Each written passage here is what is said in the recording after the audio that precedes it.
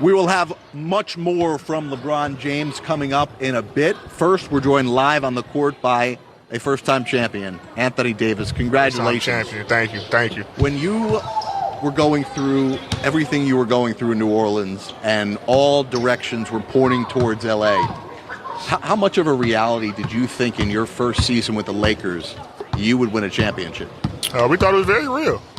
We came in with a mission. We came in with one goal, and the great thing is that we had a lot of vets because it could get tough with young guys, first coming to the league, think about the first contract, think about how can they get their feet wet in the league, and having a lot of vets, guys wanted the mission. God said, we're going to do whatever it takes to make sure that we're going to win the championship.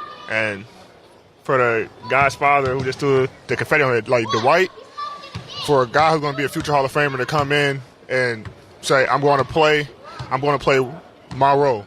Whatever it is, I'm going to help y'all win a championship, and it's a great feeling. AD, take me through this. You win a championship with the Los Angeles Lakers, storic organization. You deliver the championship in Kentucky, storic program. Take me through that thought process of you're a youngster coming from Chicago, being able to sit here as a champion in college and a champion in the NBA.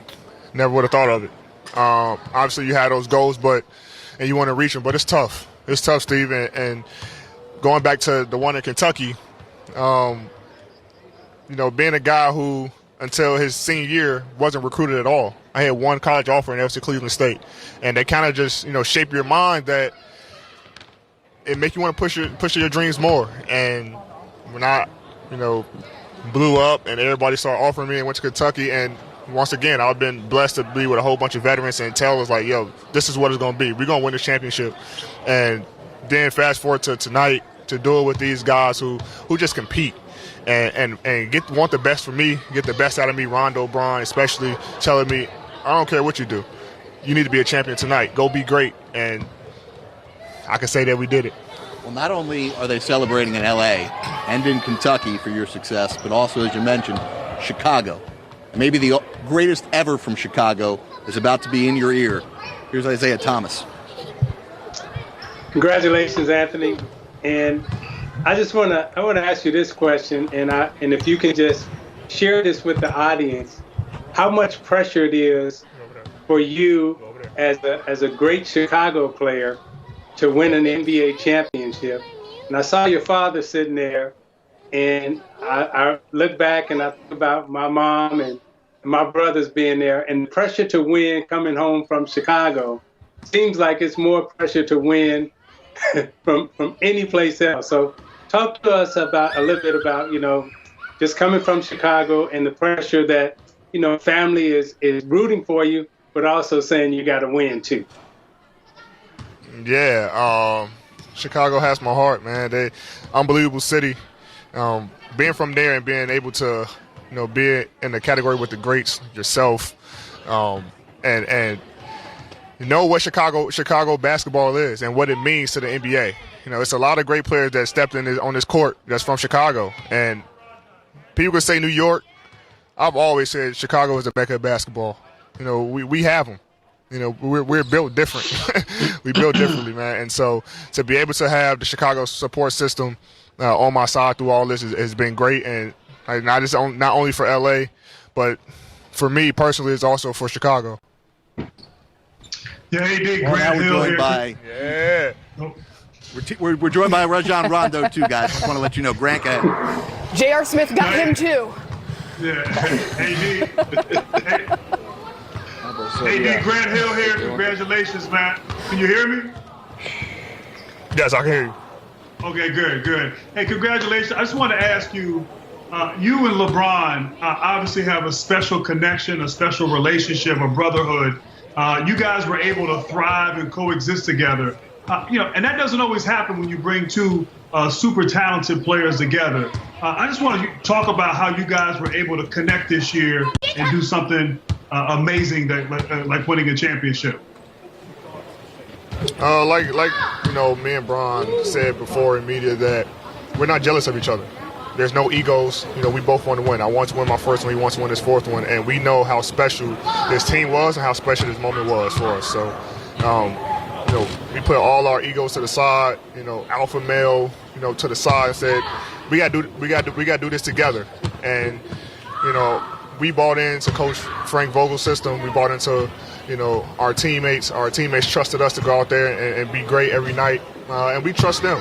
A lot of people got on, Danny Green for that shot, and Bron should have shot it. Bron made the right play because he trusts his teammates. And tonight, those guys made them shots, and we were able to win this championship. But me and him to do this together, it's been great. But it wasn't just us two. It was this entire team.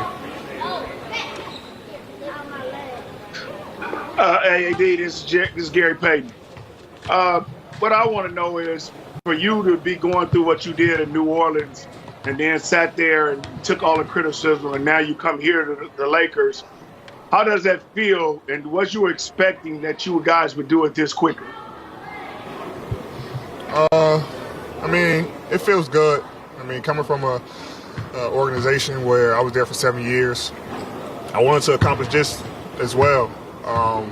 Just wasn't able to do it. And this guy right here, took me to my first, semifinals, to go into the second round. And we thought we could have done it that year. If DeMarcus doesn't get hurt, who knows? Sure. But sure, it's right. So, it's to get traded and then come here, and we knew, there wasn't no indecision about if we can do it. It was just, we got to put everything to the side and just do it. And we were able to go out and compete at a high level.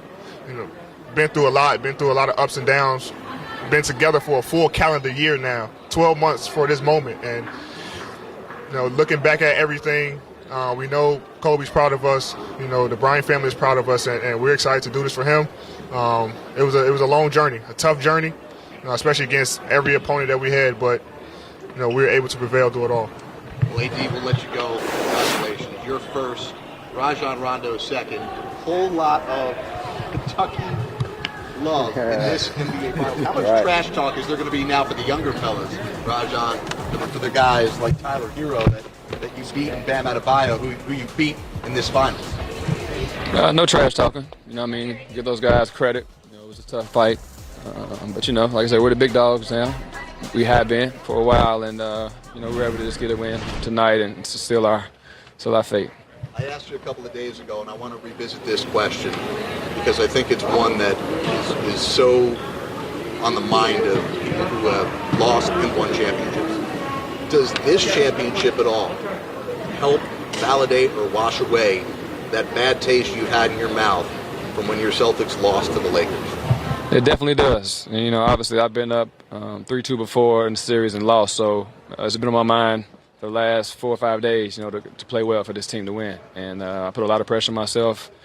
Wasn't feeling great before the game, but like I said, I know I had to fight through it and just come out and try to be aggressive, take what the defense gives me and help my team in any way possible. Rondo, take me, I've been watching you for so long.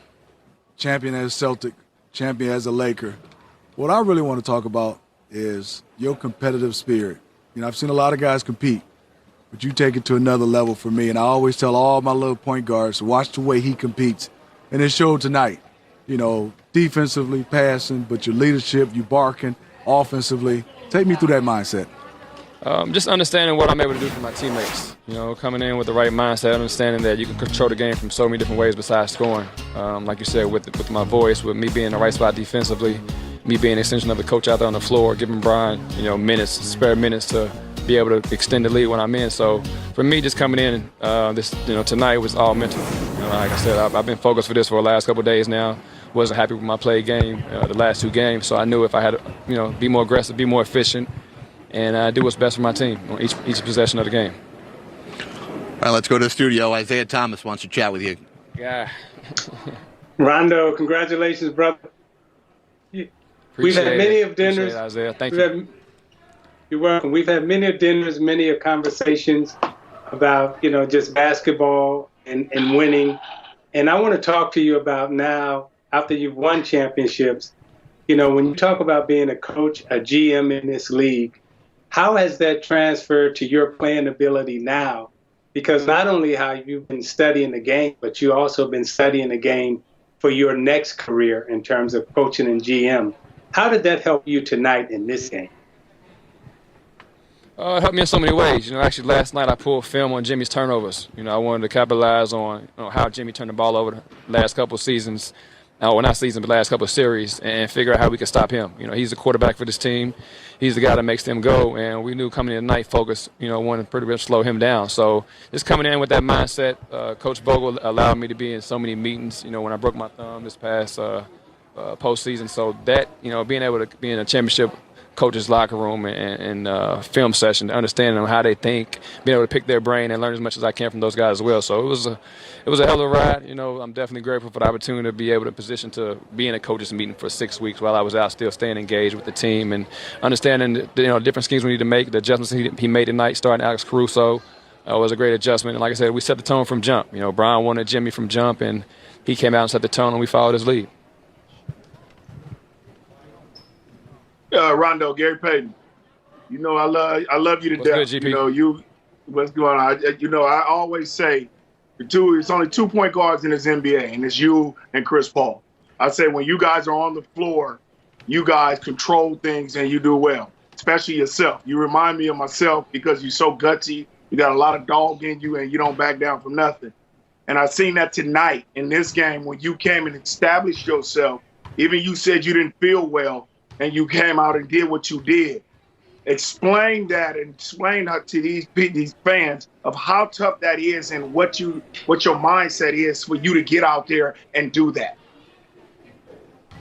It was extremely tough. Being in this environment, not usually getting the proper meals that you normally eat. You know what I mean? It's just, not the proper sleep. So there's a lot of things going to factor in playing in this championship today for me, especially, like I said, I didn't feel well before the game, but I knew that, it didn't matter. I thought about MJ playing, having a hell of a game when he had the flu. So, you come out here with the mindset, no excuses, injury, play through injury, whatever it takes, to get the W. And it took 48 minutes of grinding. It took 12 months of grinding. It started a long time ago, but just to do it with these group of guys, it's very special. We've always believed in each other from day one. I told myself a story a couple years ago. I think it was 2017 when Bryant lost to Golden State. I told myself if I was able to get with a guy like LeBron, there's no way there was going to be a team that beat us 4 times before we beat them 4 times. And I was just thinking from the mental aspect of, breaking down film, studying guys' tendencies, and just understanding being able to dominate mentally on the court. Because the game for me is more mental than physical. If I'm able to outsmart my man, I compare it to chess. If I'm able to make two steps ahead of Mike or Jimmy, then we're ahead of the game. And if I got myself on the court along with LeBron James, I felt that it would be impossible for teams to beat us in 4-game series. I want to ask you more about that relationship, Rajon, because both you and LeBron have discussed the ways in which you've pushed each other. And we've seen so often, season after season, LeBron push his teammates. But not as often have we seen any of his teammates push back the ways in which you have. How did your relationship propel this team forward? I think, just obviously the respect that we both have as far as IQ in the game and what we give into the game. Just be able to come together and understand and hold each other accountable. He's cussed me out a lot in this series. On the court, some of the gambles and mistakes I make. But, we just got a great relationship where we talk with each other. We understand we're all coming from a great place. And I expect greatness from him every night. Same thing. I hold 80 to the same pedestal. I got on him a little bit early in the first quarter. He was yelling back, but, that's the kind of relationship we have, being able to communicate in the heat of the moment and understanding it's all for the greater good of the team. So just being able to, he allowed me to hold him accountable and vice versa. So that's, it starts with him as well. And it's been a great relationship as far as just breaking down the game and dissecting opponents. He told me before the game tonight, he's like, we're probably the only two that's, that been in this moment, closeout situation where we have to get over the hump. And tonight I wanted to come out and, not necessarily let him down and also not let my teammates down. Me holding the second unit down and try to conduct the offense when he's off the floor and be able to hold that, that lead or increase the lead is something I take pride in, and I couldn't do it without my teammates. AC played well. Pope played extremely well for us. DG. Everybody stepped up tonight, and it was a great win for us as a team overall. And I'm just proud of the guys and how we performed tonight. Congratulations, Rondo. Thank you. Congratulations again to Rajon Rondo, the only player in NBA history to win a championship, both with the Los Angeles Lakers and with the Boston Celtics as well. Each of those franchises now with 17 of them. Our postgame coverage continues on NBA TV next as they are not so socially distancing outside of Staples Center. Congratulations, LA.